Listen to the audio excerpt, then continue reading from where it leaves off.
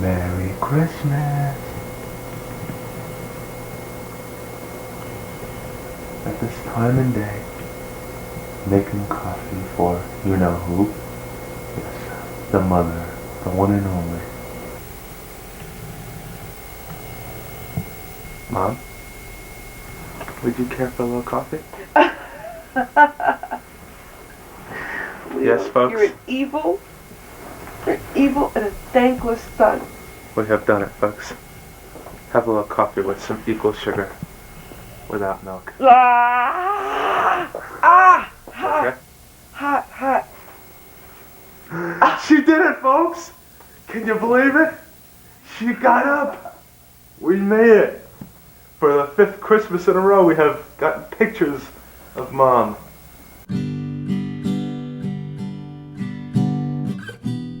I only met my cousin Leo one time, and I don't even remember it.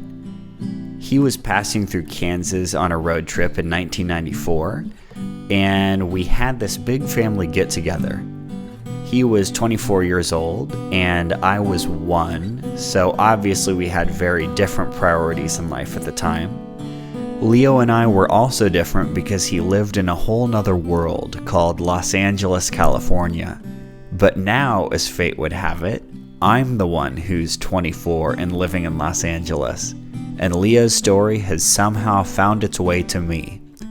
I'm going to do my best to tell it with a little help from Leo and a documentary he made in college called That Sounds Like Me. So this is a document that you gave me to better understand some of the struggles Leo was having. Sure. I was wondering if you could explain what the document is and then read it out loud. Sure. This was a letter I wrote September 19th, 2002 to the psychiatrist he was working with to try to stabilize him and understand some of the problems he was going through. Dear Dr. Hoffman, I thought it might be helpful to have a narrative look at Leo's history. Leo was born with petit mal seizures that expressed themselves in periodic trembling. When he started to walk, the small seizures were more apparent. He would pause, turn slowly, and phase out for seconds at a time. You know, I remember I was in a rowboat with my dad, and Leo and I were in the back, and he started having a seizure. I didn't know it at the time, but he stood up and started walking in slow motion, and my dad had to grab him and put him back in the chair. You know, whether it was that we knew he had a learning disability, I think more formally when he started at school age, but early on you knew that he was a little different. Welcome to That Sounds Like Me. I'm Leo Cooper. I have a learning disability too. I learn concretely. My strengths are in math, science, and nonfiction information. To compensate, I've learned motivating skills, social skills, and how to be accessible and non-judgmental. But most of all, I've learned how to be my own advocate. We lived in New York City on the Upper West Side of New York. He would sometimes walk home from school or he would take the bus. And one day he called and he said, I need to get a job. I said, okay, so what's that going to be like? And he said, I'm walking home from school and I'm going into every store and I'm asking them if they need a person like me. And I said, Leo, that's just going to wipe you out. That's exhausting. That isn't the best way to look for a job. And his brother was saying, I don't know, this is kind of crazy. So we were on Leo about it until one day he called and he said, I just went into the garage on 96th Street and there was a gentleman there who was sweeping up and I said, you know, I can do that. I know how to do that. And the guy said, I've been looking for a guy just like you. And he got a job there. And you know, that's how he'd get a job, and he would get a job. I think that what Leo was able to do was he figured out ways to make connections, right? And if it was a little awkward, he had no self-doubt whether this is good or not, didn't matter. And it was good. I mean, that's the thing. He pulled it off. We await. This is exciting, Leo. Sure. I can't wait. Oh, hello. Hi, come on in. You guys want to see the apartment? Yes. Oh, right this way. Let me get some light. Video cameras had just come out, and this one was one of those giant video cameras that you put the whole tape into the camera to take pictures. Well, Leo became obsessed. Leo became obsessed with a lot of things, but he became obsessed with videotaping. Once Leo got the video camera, I swear he turned it on, and then he didn't turn it off. Double reality. Heading out to California. As you can see, Buck is packed pretty good right here. See that? And we've got about another 3,000 miles to go. So, goodbye, New York. Remember this? Leo, Yes. how do you feel? I don't know how I feel, but boy, I'm ready to get out west. Boy, me too. We just came across the GW Bridge, and it's about 1:20. And Leo and my son Leo and I, are driving to California. You know, for both of us, we were making a big life change. I was awfully busy trying to see if I had done the right thing for myself and for Leo. So, yeah, whenever you're all ready, come on out west. Join me in California, man. This is the place, dudes. It's lovely out here, man. That's something else you get to learn is the California talk. Well, here we are, folks, in the LA area at my cousin's place. Nice throw, Marshall. Hey, Matthew, show us your watch. Mike let me borrow it. Very nice. This is Tim. I think that we viewed our relationship to Leo more like a uncle than like a cousin. He was always around, and he was like the young uncle. He was like the cool. Everyone's got like the cool uncle or the cool aunt. Like that was Leo. Happy birthday, dear Leo. Happy birthday to you. Oh, good. Thanks, Tim. Okay, blow out the other one. Do the other one. Oh, all right. And the great thing about Leo is like you could really, he was like a guy you could be a kid around. And even when I still wanted to do things that were like little kid things, you know, that you're supposed to grow out of, Leo was like a guy that you could always do those things around. He wasn't judgmental ever about that kind of stuff. Some research shows that between 5 to 10% or 5 to 10 out of 100 people have some type of learning disability. Their difficulties might have to deal with reading, memory, or taking notes from a lecture. Unfortunately for some, the failure or inability to deal with this problem has led to lifelong frustration and dissatisfaction. Finally, when he left high school and we moved out here, he was mainstreamed for the first time, which meant he went to this college named Cuesta up in San Luis Obispo. They had a really excellent learning skills center. So I taught Leo how to ask. I taught him how to say what his needs were. He got really, really good at that. He would go and introduce himself, and he would say, "My name is Leo Cooper. I have learning disabilities, and I need special help, for example, with homework. I need special help with more time to take a test. I need some tutoring." So he decided he was going to make a little film, a little video about what it was like to be learning disabled. And so he proceeded to do that. He put it together with some help on his own. Then Leo would go to schools and say that he had this presentation to make. And the name of this was That Sounds Like Me. I decide I can't finish this project without meeting at least one person who is involved in Leo's documentary. So after a little detective work, I track down Leo's cameraman, who probably hasn't thought about this project in over 20 years. Hey, Eric. Hey. Great to connect with you. Thanks so much for doing this today. Keith, come on in, So this is the opening of the documentary right here. Yep.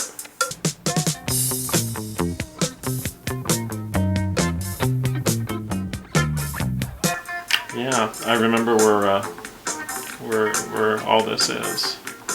That's how I got to know Leo. That was my entrance into my friendship with him, was the documentary. I remember he wore sweaters a lot. very preppy hairstyle, and he never showed any signs of being frustrated by how long it was taking him or anything like that. He was very organized, very focused, but not trying to rush through anything. Nothing high pressure. This is my 4th year at Cuesta. Just getting all my journal ed out of the way. Because being at a junior college, I want to do that so that I can transfer and move on to a 4-year school. And keep up my GPA. Yeah, got my 3.7 there, and get my A's and B's, so I'm real pleased with that. He was accepted to USC, he was accepted to Loyola, and that was pretty amazing. And he ended up going to Loyola, but again, at Loyola, it took him 4 years to complete. So all in all, he spent 8 years getting an education that would have taken another person 4 years. So what just happened? Well, I am officially done with college. Yes! The fact that it took me that long, and it's now just over with, just like that. I really want to get my ass out there in the trenches, on the front lines, on the battlegrounds, in people's faces. I got messages to get out to you all. I got things to tell you about learning disabilities and what it's really like, you know. He believed these things, so therefore he could verbalize them. He's very straightforward, not a lot of subterfuge, no hidden agenda, just here's what works for me, I think it can work for you, go for it. I think being that literal, he was not afraid of failure. And so he would take that video and just go knock on doors. The same way that he went to get a job when he was a kid, he would go and just say, hey, I'd like to present this video. And, maybe 1 or 2 out of 10 would say yes. And then sure enough, he'd say, hey, Brent, I'm going over to this university and I'm going to present this video of mine. I'm like, wow, that's amazing. When he got out of college, everything fell apart. His father had been a manic depressive, and Leo began to exhibit bipolar aspects himself. His system of understanding the world collapsed, and he began on this new 3-year relationship with what I'm convinced is best described by chronic fatigue syndrome and fibromyalgia. And so I'm surprised he wasn't just like a grumpy, not fun person to be around for the entire time we knew him. In fact, he was exactly the opposite. Then they better get nice and fat so they can all swim back onto the water. That's right. He's over there poking fishies. That's right, Tim. He almost has like a story to tell about like ways that we could be better human beings, like how we could be more compassionate, care more about things that matter, like family and the little things. And when you're really facing like insurmountable psychological strife, those are the most human things that make you feel better about your life and enrich the lives of the people around you.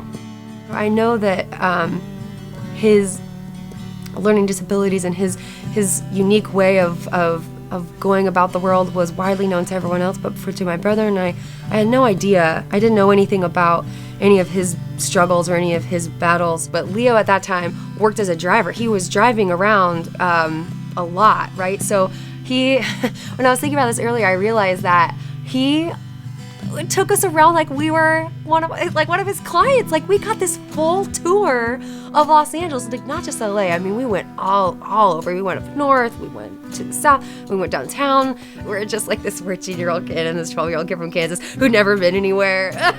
And I remember he would call out places, that we would pass on the side of the street, like that's USC, here's the types of people that go to USC. Leo spoke to Sam and I like we were adults, which was, looking back on it, he didn't really have to do. He is felled periodically by debilitating, frightening panic attacks that literally send him to the floor. He uses my small walk-in closet to contain himself. He so much wants to be looking for a fulfilling job, something where he can learn and be challenged. He has such true and solid aspirations for a good life. It was hard for me to decide what might be useful for him. I was also aware that there was only so much that we could do, that something else had entered our lives, which was really mental illness. That began to dictate where we were going and how we were going to get there. So it was a long, hard struggle for both Leo and for his brother, for the people that knew him, and for me. And it ended, one could say, tragically. That's true, it did. But because Leo had me as a parent and his family as support system, he had a great life until it fell apart. He had many, many, many happy years in which he was successful and feeling good about himself. And then things entered our lives over which we had no control.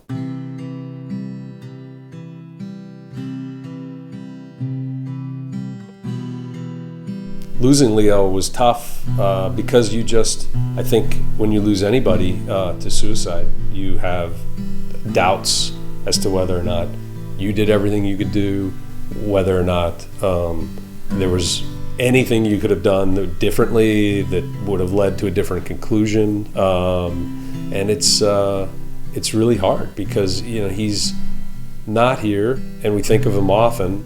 I have the 5 kids and it's hard to bring him up because then they want to know why he's not here, and then that's not, for younger kids, that's not the easiest topic to cover. So, and even getting ready to talk to you today, I was wondering, what topics do you want to cover? And, there's a little bit of fear inside of me, like, I don't want to really, dig up the sad and the scary feelings of Leo's suicide. The topics in Leo's story prompt many different questions, but I think the question Leo would want us to ask is, how can we help our society embrace people who learn differently?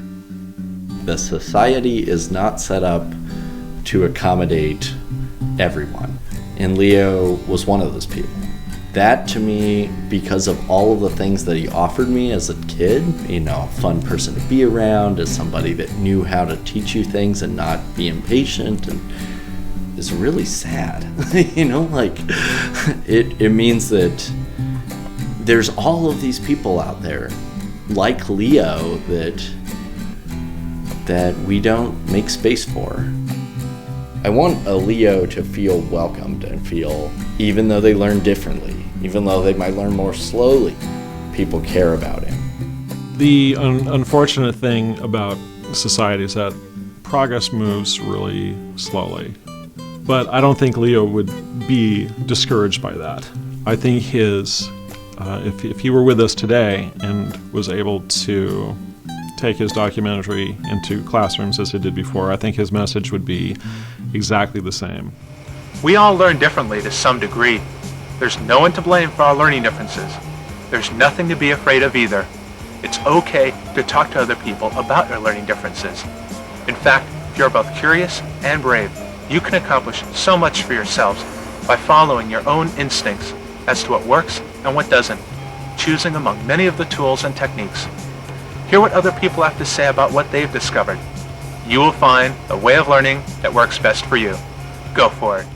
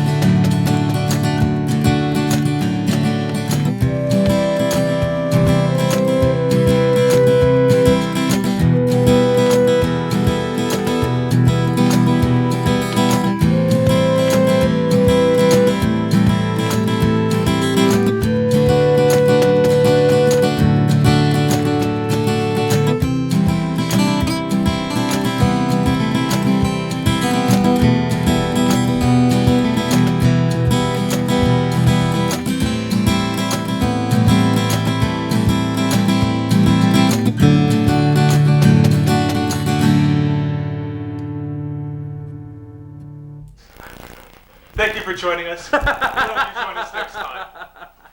Yeah. Oh, and fade.